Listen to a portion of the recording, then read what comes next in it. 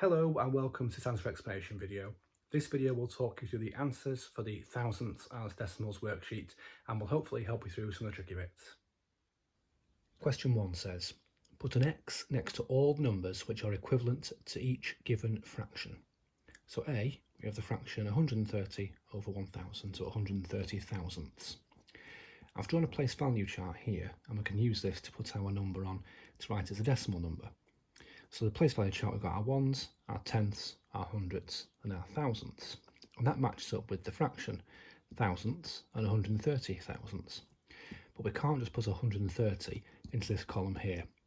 What we can do though is exchange. We can exchange 30 of those 130 thousandths for hundredths. So if we exchange that 30 thousandths, we would have 3 hundredths. We have 100 thousandths left. If we've exchanged 30 of them, we've got 100 of those thousandths left, and we can exchange that for 1/10. We haven't got any ones, so 0 in the ones.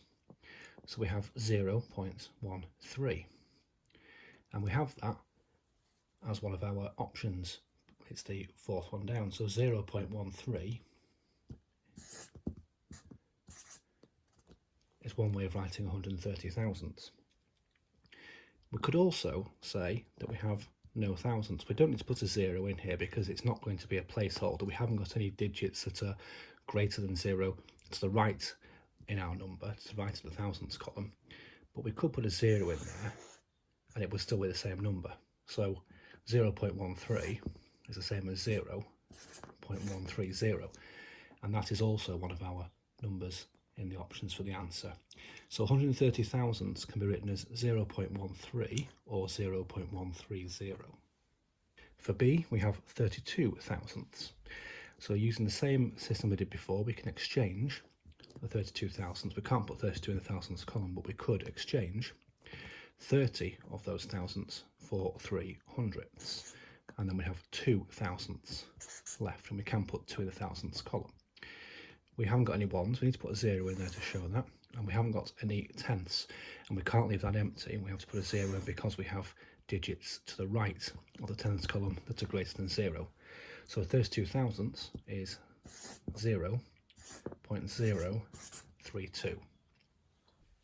For C, we have 3 and 7 thousandths, and in this number here we have a whole number, we have 3 ones, so we can put a 3 in the ones straight away. And now we have 7 thousandths. In this case we only have 7 thousandths, and we can put 7 in the thousandths column. We can't leave the tenths and the hundredths empty though. I have to put 0 in there to show that we have none because we've got 7 in the thousandths column. So 3 and 7 thousandths is 3.007.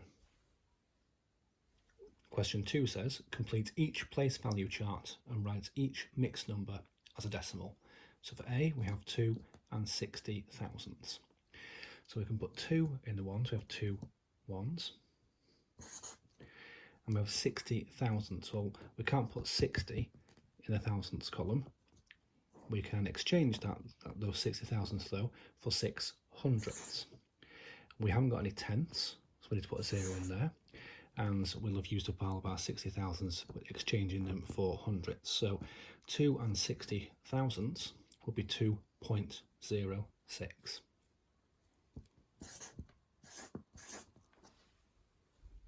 B, we have 1 and 5 thousandths.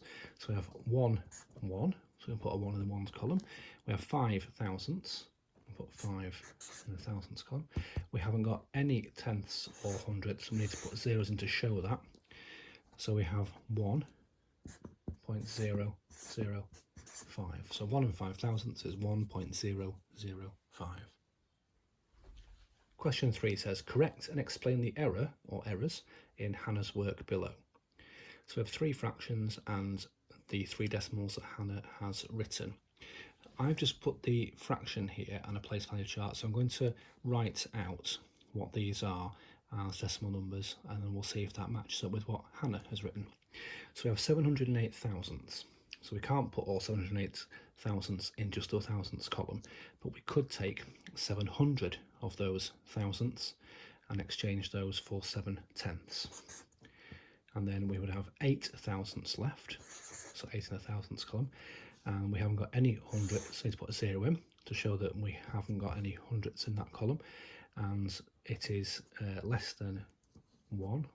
We haven't got any ones, so we're going to put 0 in the ones. So the number would be 0.708, and that does match up with what Hannah has written. So A, Hannah has written correctly. B is 3 52 thousandths.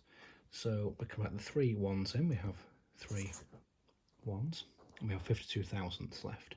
We can exchange 50 of those thousandths for hundredths. We'll have 5 hundredths, and then we'll have 2 thousandths left over. So we'll put that in the thousandths column.